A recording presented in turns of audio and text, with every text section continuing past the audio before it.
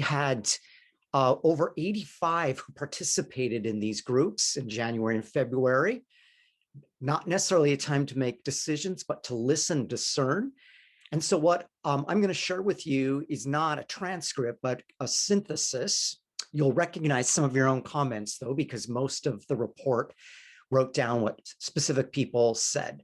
You'll notice that the council, the staff, 2 Saturday night groups, 3 Sunday morning, 4 Wednesday morning groups, and 6 evening groups discussed the 10 questions that we had. So the first one is, through this year and through the pandemic, what at Holy Trinity have we lost? And there was a lot that people had to say. So folks felt we lost some momentum for the anti-racism initiative with the Synod, the Lakeview Lutheran Parish, the Capital Campaign. At Lakeview, we were beginning to grow with 2 Sunday morning services with the youth group. A loss of music, of course, choir, singing, the physical aspect of touch and hugs, sharing the peace, communion in person, weekly communion. Some folks felt that worship at home had more distractions.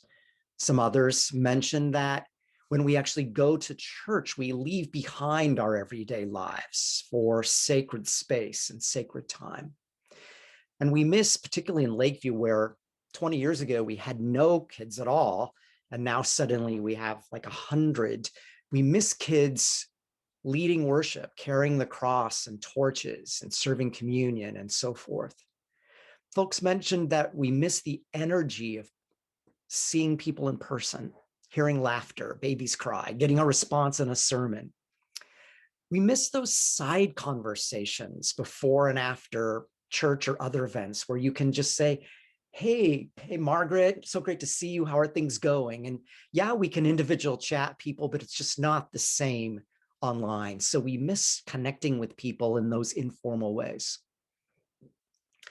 Some folks wonder what's going to happen when we return to our church buildings and what will our attendance be? Consultants and folks all over the country are wondering about that. Folks are wondering what will happen with communion and wine in the common cup, and how will we serve it? What will happen with meals? How much concern will there be for sanitation? Will we be suspicious as we look at people? Some folks felt a loss of motivation to attend worship online and other online events compared to being in person. There's a loss of energy in our buildings. In Lakeview, it's therapy and 12-step groups. And certainly at Grace Place, many events happening during the week that have been suspended. There was a perspective shared by someone that wondered through this past year whether a political emphasis sometimes overshadowed a spiritual perspective. And then we've lost volunteer opportunities at worship Saturday mornings and on Sunday mornings and Saturday evenings, as you think about it, to be a greeter or to serve communion, those kind of things.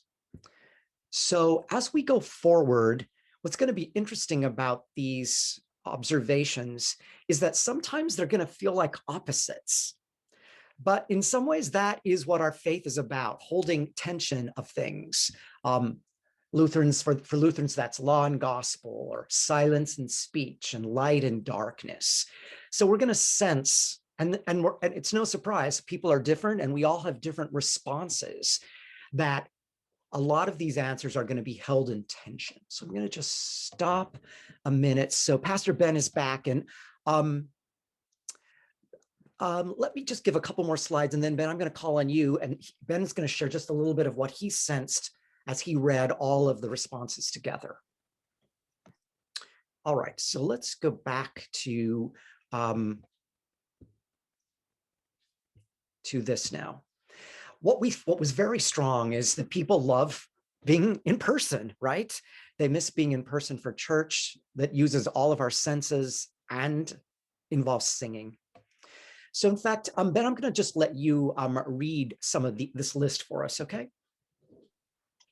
So some of the things we miss: choir, string, music ensembles, sacraments, baptism and Eucharist, incense. That was one that was named a few different times. It was incense, just being able to smell it and engage with that sense of the body. The organ, the beauty of our sacred spaces. I know that we broadcast from here, but to really experience the beauty is something to be in them. The importance of ritual, and for some, Zoom lacks the emotion of being together in person. But many love the option of online liturgy and other events. It's actually made us more accessible in some ways. So this is what's surprising. People love being in person, but may not be all the same people, but a lot of people love the option of being able to go to church online. So I'll read this list, and then Ben, I'm going to just let you give some of your overall observations as well. So folks we're really, particularly this is true for Lakeview, where we use a lot of recorded hymns and choir music that we have about a decade of. Folks mentioned that they actually feel like know people more, because it's like having a name tag on. If your name is there, you can see names, you can actually see faces closer up. You can see preachers and leaders, and sometimes you can actually see emotion that you can't when you're farther away. It's been easier online to collaborate with Lakeview Lutheran Parish or with Grace Episcopal, with Holy Family. Why? Because it takes time in the Chicago area, to commute and to park. So there's a sense of time being saved. And so online gives opportunities for more affinity groups, especially during the week, fewer restrictions. Some folks mentioned that maybe with all kind of the Zoom challenges we have, that we're seeing mistakes and glitches in new ways, keeping things in perspective. And that because of this virtual reality, there's more cohesion between our two sites and people being able to participate across the lines. And then Ben, I'm going to just let you read the second page. This is continuing this list of how people love the online options. Yeah, I think it's definitely helped us to redefine our own home spaces, and we've been encouraged in this time to create sacred spaces in our homes, since we can't set those apart at church. There are fewer barriers for entry, especially with the elderly, the differently abled, those with social anxiety, or with autoimmune disorders. It's made church a much safer and more accessible place to be. Some introverts feel more comfortable, especially online, less chances that they're going to be called upon to share. There's more kindness in interactions online. I found that one to be kind of surprising, that somebody would say that, because I've always experienced online interactions to be a little bit different with people with keyboard courage. But maybe at church we've been able to redefine that with our cascades of gratitude and other things that we've been able to offer one another. The assembly comes inside our home at online communion. That's definitely been an interesting thing, to experience communion virtually and with our families at home or with ourselves at home. I know that it's been a way for me to altogether, try to redefine the communion experience for myself. And we are one church now in 3 locations, really. We have the Loop, the Lakeview location, and online now. So when we might need to change our slogan of one church in 2 sites to one church in 3 sites, or 3 places. So Pastor Ben, would you rather that we go through all of this and you do some overarching things, or would you like to do that now? Yeah, I'd love to jump in and maybe name one of the things that I find online church has done a lot for us, is that it's connected us to people across the globe, really. And I think that this is a place where we might be able to grow. It was named in one of the responses. I wasn't sure if it was an HT Loop response or HT Lakeview, but this idea that we have this opportunity now to have people join us from across the world, really, that we could really have a global reach with our ministry, especially with people who move away to different countries and know about us and know how to find us. I'm not saying we become like a televangelist operation where people can see us on the local TV in their country of wherever they might be, but that folks who do know us can still be with us even if they don't live in the country anymore. And I think that's a real gift that online ministry has offered for folks. I also think about the ways in which we've been able to be creative with our storytelling. I think back to Christmas Eve and involving different kids from both Grace Place and HD Loop to tell that story, and to allow them to get creative with it in their own homes, to put on costumes that they found in their bedrooms, and to be able to make the story come alive for themselves at home was really a fun thing to do. So I think it engages a lot of different parts of our life together, our personal and our public lives all in one. And it's been a really, I will say this is a personal reflection maybe, that it's been a real honor to be able to be welcomed into people's homes in this way.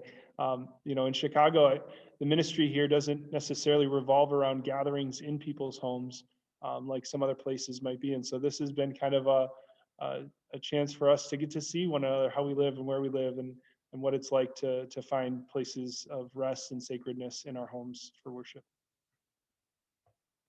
All right. So let's go to the next one, which is folks continue to value the outward focus of Holy Trinity, something that has been going on for decades and continues to be important. Our commitments to inclusivity and justice, continued welcome to the LGBTQ community, our anti-racism ministry, even when it challenges us.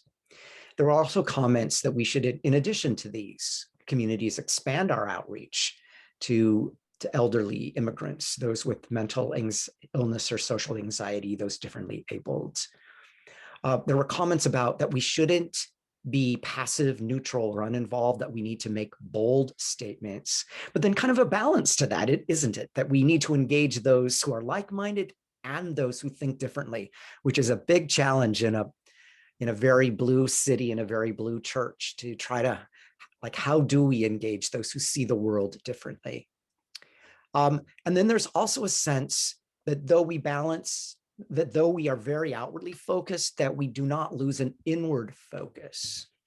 And that some folks mentioned, what about those struggling within our congregation? That we've gained, but we've also lost, as all churches have, people who just either younger generations who are just not going to get into online, or just it's not their thing, or whatever.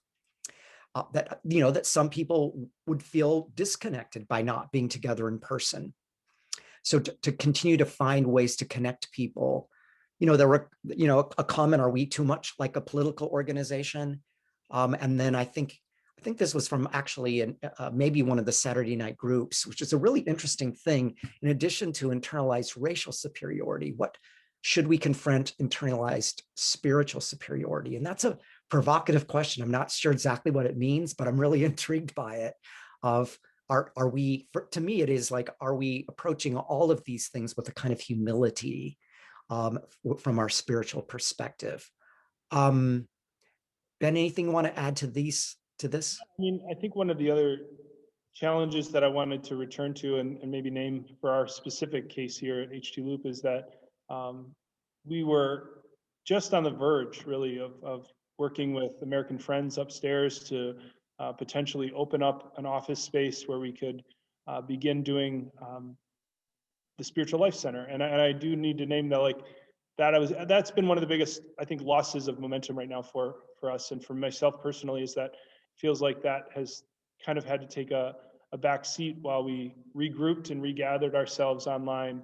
But I still think there's potential for us moving forward. It's just there's a lot more conversations that have to happen once the space here at Grace Place is reopened to the public in a way that would support a ministry like that. And so it's definitely an exercise of patience after what was a really exciting kind of momentum building moment for us to just kind of hit the brakes so quickly. So that's been something hard to adjust to, for sure. So through these questions, many assets were named: quality online services, liturgy that centers our week, staff, leaders who appreciate feedback, new members and attendees, strong congregational generosity and financial management, commitment from a variety of people with different gifts, forward thinking while still being traditional, spirit of openness, flexibility, resourcefulness. These are, again, assets. Perseverance during this year, passion, love, richness, meaning. Holy Trinity is known as being a very transient church, willing to think outside the box. And I agree with that. In my many years, people don't say no or we can't. There's a real openness, strong engagement, even online, increased educational and social offerings. And this continues at Ben. Could you continue? These are more of a list of assets that people are appreciating. Yeah, our social media presence has definitely grown. I will say that that's in large part due to Bo, but it's been great to have much more of a focus on our digital presence, social media wise. Use of our resources at LSTC, that's the Lutheran School of Theology at Chicago down in Hyde Park, with the ELCA and the Metro Chicago Synod.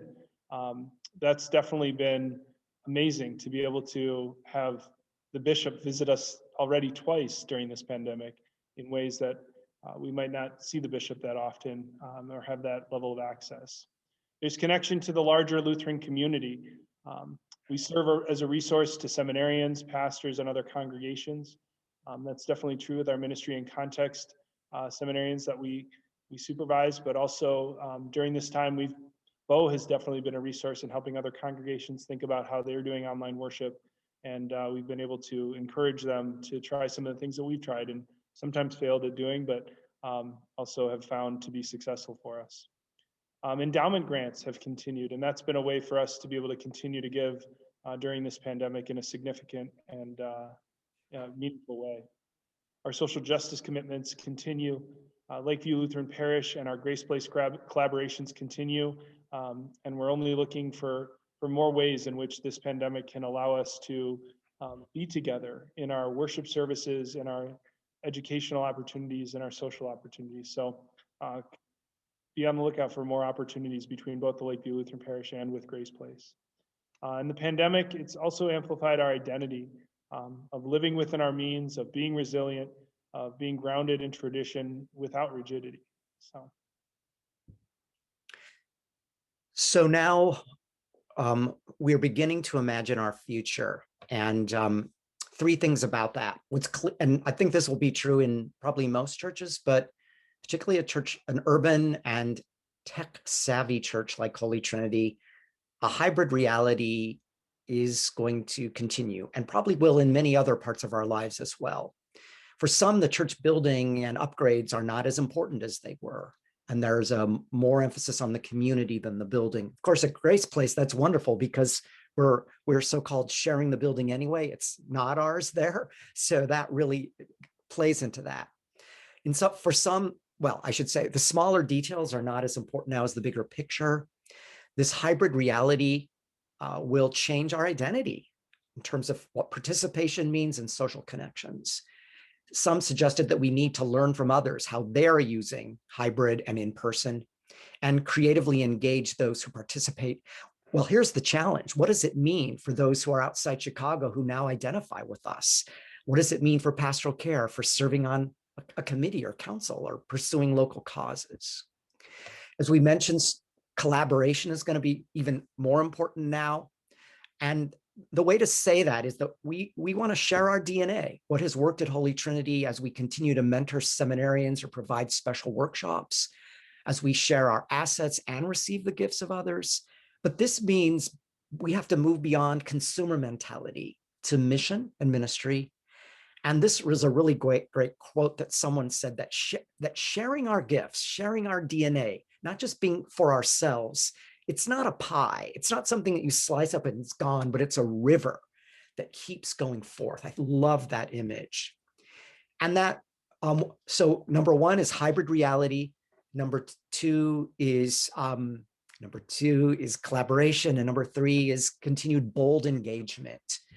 And doing this as we make statements such as from our anti-racism ministry, out of our Lutheran Christian perspective, that we reach out to those who've left behind, we engage with those who think differently, and we do it with a sense of humility. So I'm going to stop there again, because then these last couple slides are just what might happen with the process. And see, Ben, if you have anything you'd like to add. Well, I just think the other thing that has definitely been a reality that was named in the responses that caused me to also feel a bit of grief and maybe a little bit of worry is that we don't always see when somebody like leaves, or it's also harder to know like when people are kind of joining us as newcomers, right? There's even more, I think, anonymity that can be had online than before. And we're always a church that has respected anonymity, but I also do know that as a church to continue to thrive as a community, that we need to be able to find ways to invite those more anonymous people in, and to also recognize when somebody has maybe faded into the background and is like maybe leaving the church or moving on to something new, and to be able to honor their time with us, right? We sometimes have, you know, blessings that we'll say over people, and it's just it's a weirder thing to do now that people can just, you know, not log on, or you know, it's much easier to maybe miss when somebody is starting to fall away. So that's hard for pastoral care reasons and also for community building reasons, for sure. Before we go to the final slides of what possible next steps could be, any reactions that you all have? Anything surprise you that you saw and heard? No. Amy. Yeah, I was just curious. I know this is like a collective response from everybody. I was just curious if there was like any specific themes that you saw, like, or if you guys were able to separate like from Lakeview responses versus the Loop responses. Were there anything, just something significant that may show some differences there? It's a great question. We were able to read we were able to read across, because it went into an Excel sheet, so we could see exactly which ones were the HT Loop ones. There was a lot of similarity, but Ben, do you remember anything that was different? I think, man, that is hard to like quantify it into like one theme that was different between the two sites. I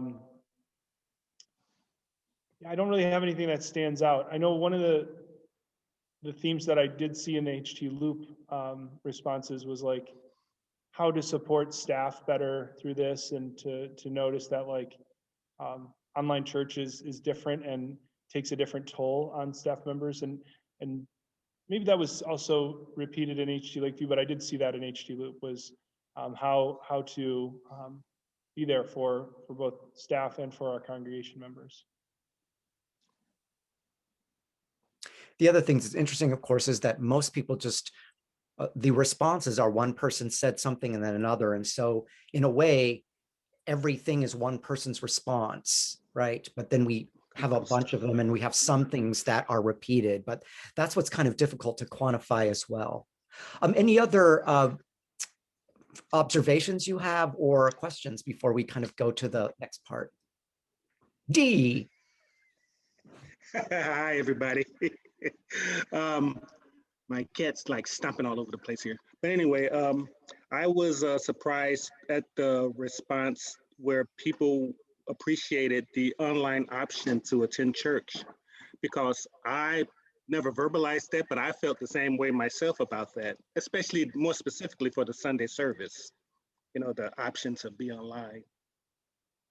The end. I think you're right. I think that is a surprise that it sounds contradictory, but people greatly miss being together.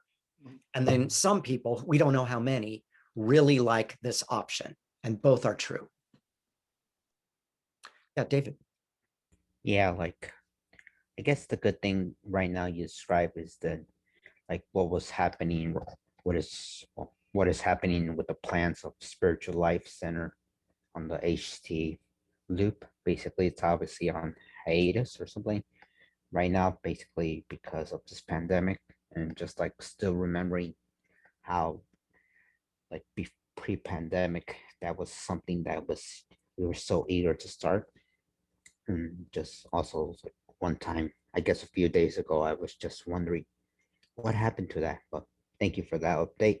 And plus, like, I guess another thing is that it's actually whoever said that this church or any other church, online church, can actually learn from colleges, universities, etc. I mean, that's actually a good thing in the sense that hopefully more and more churches can, as well as more places can actually start to do this stuff of hybrid in person and online stuff, especially now. I guess now surprising that many places didn't offer that before. Yeah, that's all. I bet we'll look back from 5 years from now and feel like what we just did this past year was so primitive compared to how things may evolve. But let me just do the last 3 slides and then we'll see if anybody has any final thoughts. So this is a question, what next? This isn't like the answer. These are possible things that the leaders and staff could go forward with. One is probably pretty clear, right? That the hybrid model is here to stay, but we need to continue to live into that. Another is this is really for all churches now, how to be aware of possible scenarios and know how to respond to unknowns. So I got this from a church consultant's website. You know, these are still unknowns for us. Giving trends, the economy, use of the building, the effectiveness of a vaccine, the rise of the nones, meaning the unaffiliated people in our society who aren't participating in religion, and how that evolves. At Lakeview, we used to have sometimes, 4, 8, 12, 2 or 3 dozen young adults from the neighborhood who would be on, because they live in the neighborhood, 20s and 30s, they're not online at all. And one consultant said, yeah, young people are not going to get into online church technology.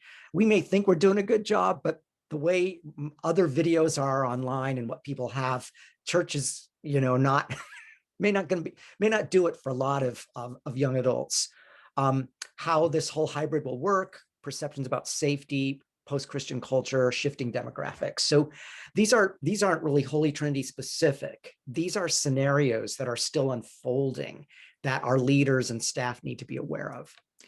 So really what's next is that what you all shared and what I just shared with you we'll have more discussion with leaders, council, and staff, and representing HT Loop. I think our Erica Bohach, our president, and Han Myers, our vice president, and Tim Peterson. So we have really strong HT Loop representatives on council, representation, I should say. And it could eventually lead to more specific kind of planning and discernment where we come back with other plans. So again, this wasn't really to be definitive, more to just give us a sense of where we are as we go forward. So any other responses or questions? Yeah, I guess I just say, I mean, who knew that with the pandemic and with online church that we would have some of these, what would online church be and what it can yield or result in. And one thing is like flexibility and like extended opportunity. So, I mean, it's amazing that people join the church that live out of state. I mean, that just so blows my mind away, which again, is a great testament to, our church and the community. So I think that's exceptional. And then, selfishly, like my sister who lives in Ohio could attend for a certain reason. And then also we had baptisms and family members who were out of state, they could attend as well. And I think that's just really I think it's an excellent option, to offer, for given the situation and for people to decide what they want to do. I'll mention that some of you know Scott Weidler, who actually had been a guest musician for us several times at HT Loop, and he's about my age and died of cancer in the last month. And his funeral was on Zoom on a Saturday. The Bangerts were there, and I think he was it Toronto? Does that sound right, Mark? Where Scott was living?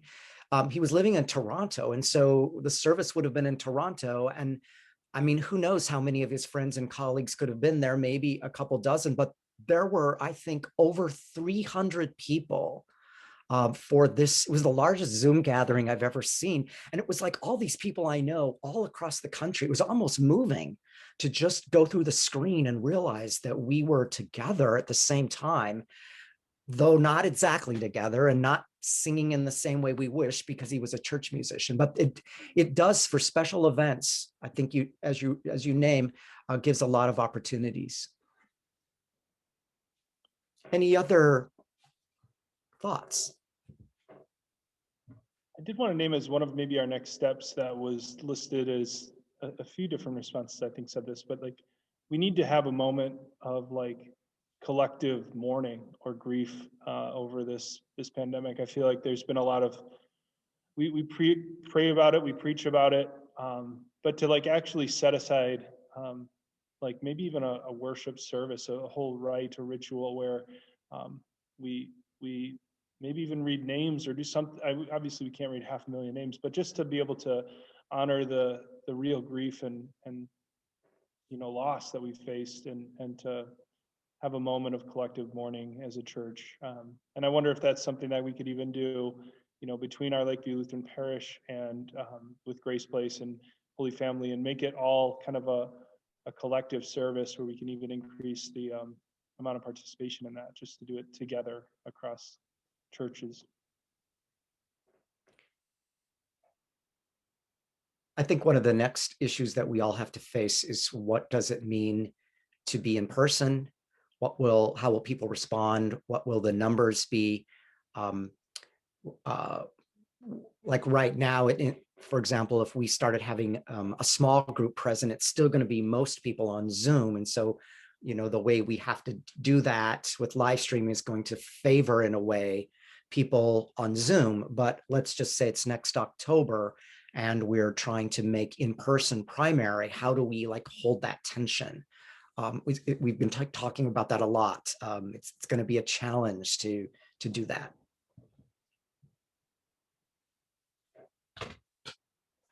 Are we good? All right. Thanks for participating, all of you. And it's great that we could be together this way. So happy Sunday. Yeah, we'll see you all.